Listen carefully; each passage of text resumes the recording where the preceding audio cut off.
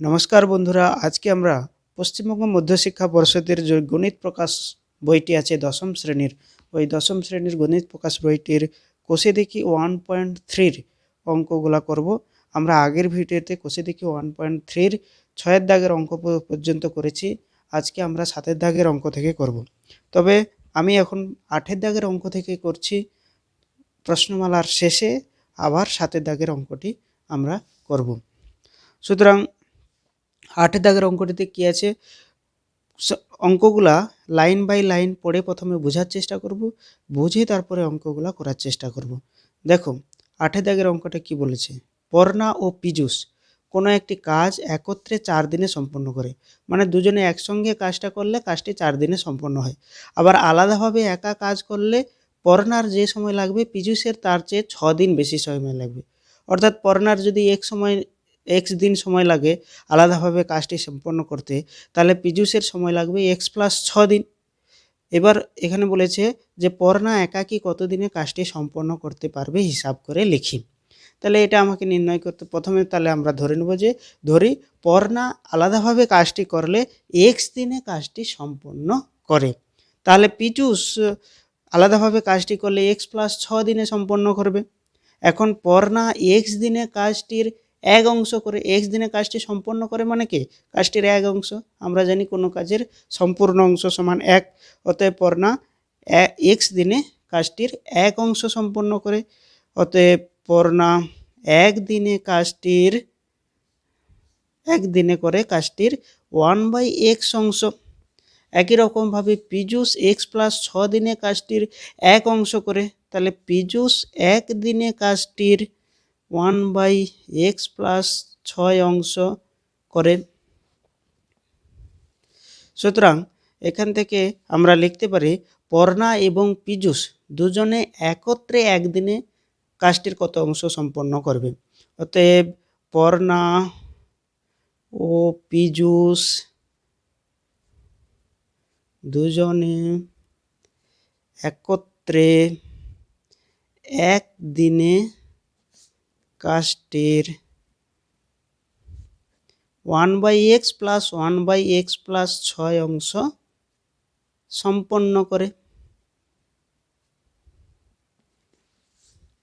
সমান এটা লসাগু হয়ে যাবে x × x+6, এখানে হবে x+6 প্লাস x অংশ সম্পন্ন করে সমান 2x+6 এই দুটো গুণ করলে x × x x², x × 6 6x অংশ সম্পন্ন করে। তাহলে পর্ণা এবং পীযূষ দুজনে একত্রে এত অংশ, এই অংশটা সম্পন্ন করবে একদিনে, এক অংশ সম্পন্ন করবে কত দিনে সেটা আমাকে নির্ণয় করতে হবে। সেই দুজনে একত্রে আবার প্রশ্নে দেওয়া আছে 4 দিন, তাহলে ওইটা এক্স দিয়ে যত বেরোবে সেইটার সঙ্গে 4 সমান করে দিলে উত্তরটা পাবো। অতএব তারা দুজনে একত্রে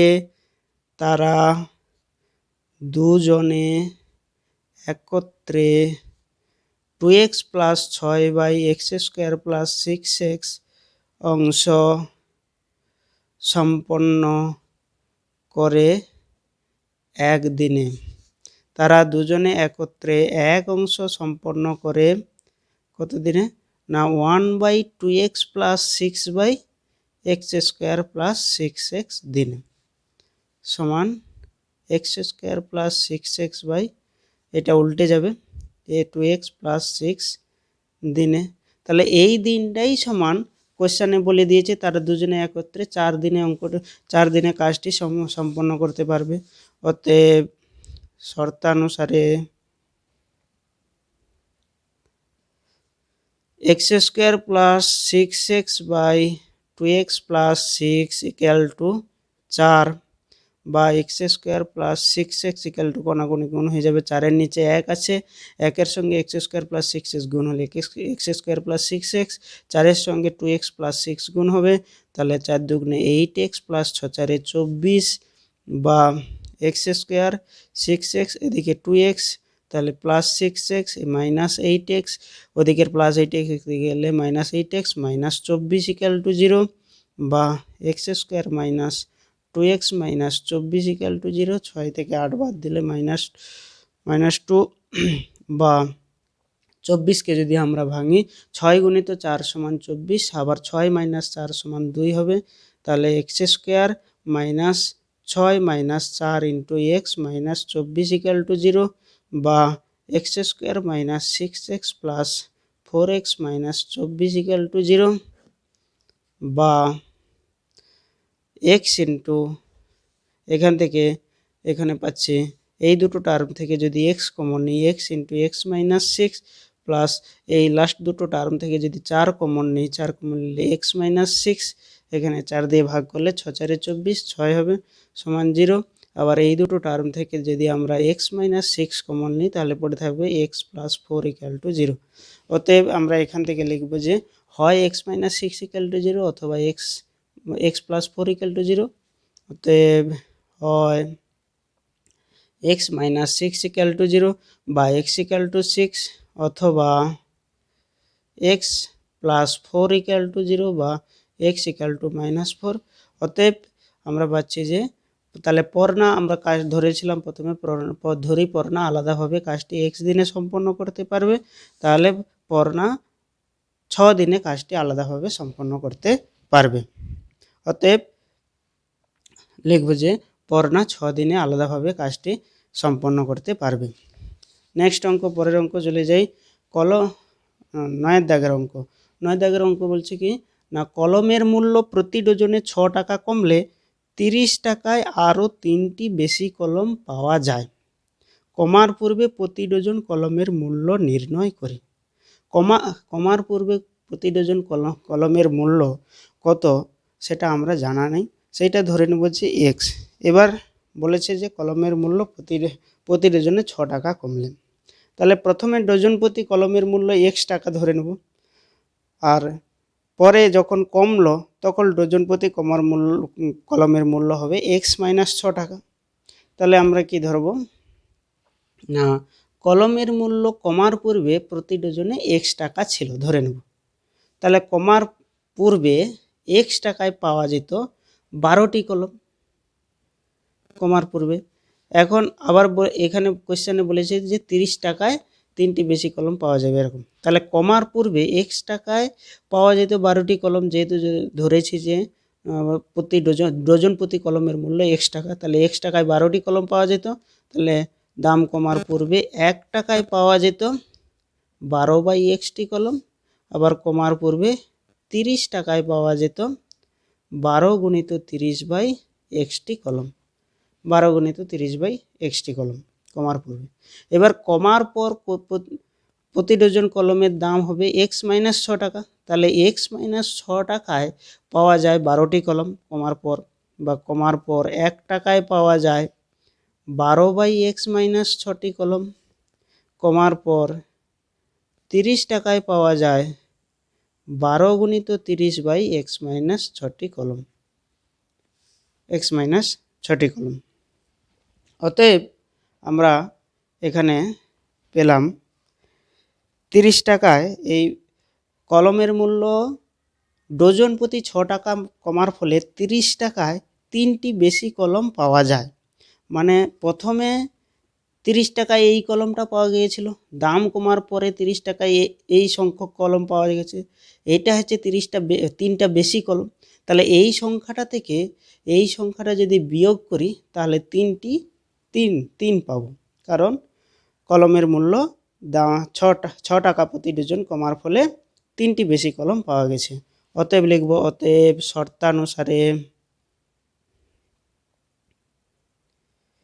12 গুণিত 30/x মাইনাস 6 মাইনাস 12 গুণিত 30/x ইকাল টু 3, বা 12 গুণিত 30 কমন নেব দুটো টার্ম থেকে 1/x minus 6 minus 1/x equal to 3।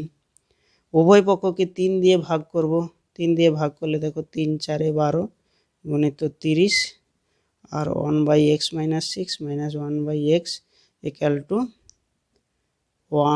1, 3 দিয়ে ভাগ করলে এখানে 1 হবে, বা 4 গুণিত 30, এখানে লসাগু হবে x মাইনাস 6 ইন্টু এক্স, এখানে হবে x minus X plus six minus of X minus six মানে minus X plus six equal to 1, বা এক্স এক্স কাটবে, তাহলে উপরে থাকবে 4 গুণিত 30 গুণিত 6 by x minus six into x equal to 1।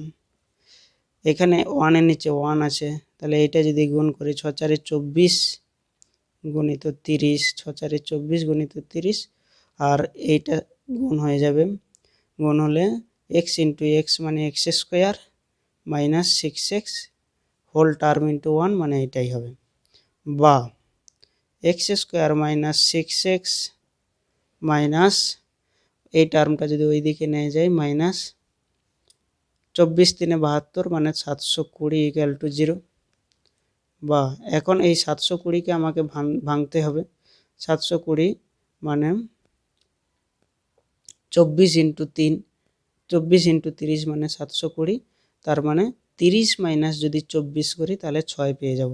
তার মানে x square minus 30 minus 24 into x minus 720 equal to 0, বা এক্স স্কোয়ার মাইনাস 30 এক্স মাইনাসে মাইনাসে plus 24 x minus 720 equal to 0, বা এক্স কমন নিলে এক্স মাইনাস 30 প্লাস 24 যদি common নিই x minus 30, 24 common নিলে 24 3 72, 24 0 0 ইকুয়াল টু 0। এখন এই দুটি টার্ম থেকে এক্স মাইনাস 30 কমন যাবে, এক্স প্লাস 24 ইকুয়াল টু 0, বা অতএব হয় এক্স মাইনাস 30 ইকুয়াল টু 0 বা এক্স ইকুয়াল টু 30, অথবা এক্স প্লাস 24 ইকুয়াল টু 0 বা এক্স ইকুয়াল টু মাইনাস 24।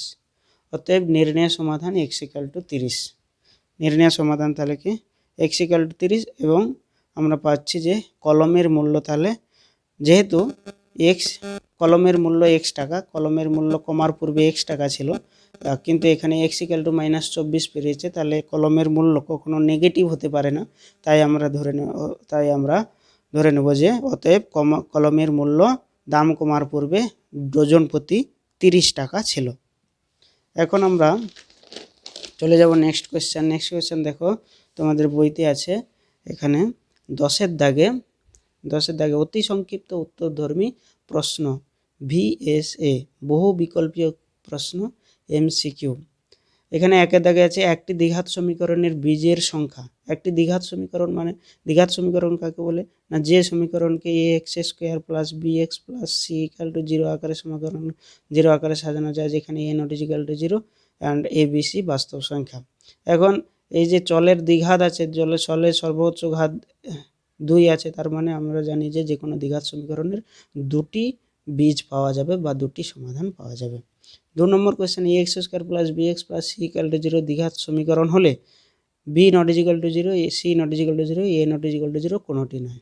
আমরা জানি যে এটা একটা দ্বিঘাত সমীকরণ হলে এ নট ইকুয়াল টু 0 হবে, কারণ এ ইকুয়াল টু যদি 0 হয়ে যায় তাহলে 0 ইন্টু এক্স স্কোয়ার মানে 0 হয়ে যাবে, বিএক্স প্লাস সি মানে একটা রৈখিক সমীকরণ পাওয়া যাবে বা একঘাত বিশিষ্ট সমীকরণ পাওয়া যাবে।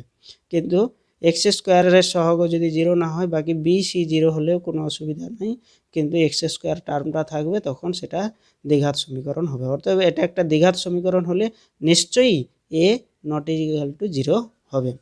একটি দ্বিঘাত সমীকরণে চলের সর্বোচ্চ ঘাত কত? একটি দ্বিঘাত সমীকরণে চলের সর্বোচ্চ ঘাত সবসময় 2 হবে। আমরা জানি x square plus bx plus c একটা দ্বিঘাত সমীকরণ, যেখানে চল অর্থাৎ এক্স, এখানে এক্স এর সর্বোচ্চ ঘাত কত? 2।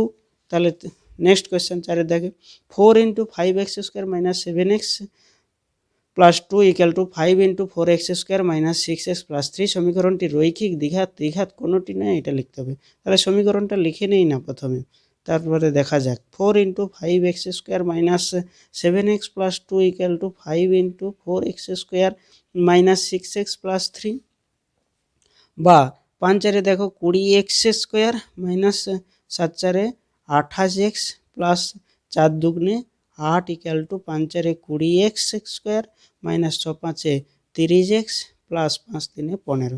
এটা আছে, এখানে 20x স্কোয়ার, এখানে 20x স্কোয়ার কেটে যাবে, এই দিকের মাইনাস 30x স্কোয়ার এদিকে এলে plus 30x square plus 30x minus 28x plus 8 minus ওদিকের 15 এদিকে এলে -15, বা তাহলে 2x minus 7 equal to 0।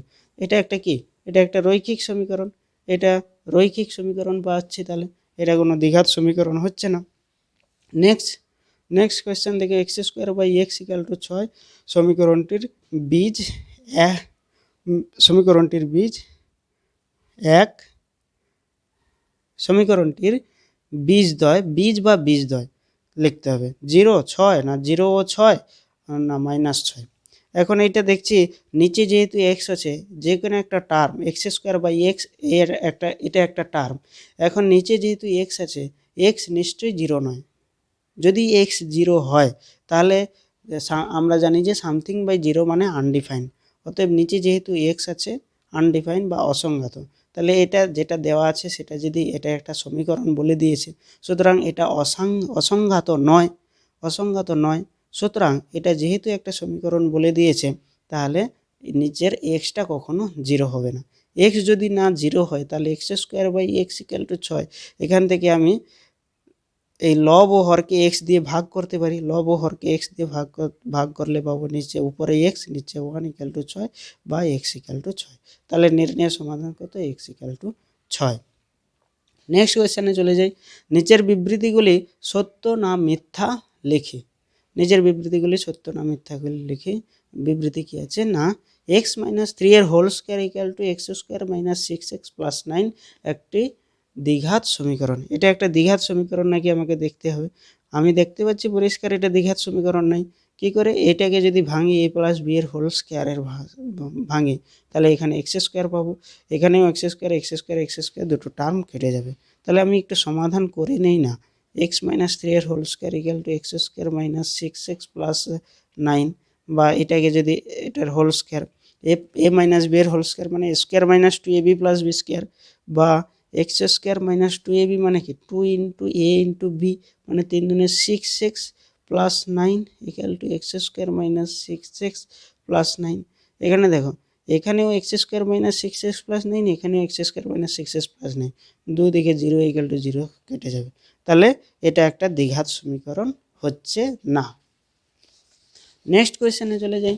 Next question কি বলছে না, 2-এর দাগে x² ইকুয়াল টু 25 সমীকরণটির একটি মাত্র বীজ 5। এটার একটি মাত্র বীজ 5। এটা একটা দ্বিঘাত সমীকরণ, এর দুটি বীজ থাকবে, কারণ x² ইকুয়াল টু 25, এখান থেকে আমরা পাই x equal to plus minus √25 সমান প্লাস মাইনাস 5। অতএব এটার একটি মাত্র বীজ 5 হবে না, দুটি বীজ, একটা হচ্ছে +5 একটা -5। এবার শূন্যস্থান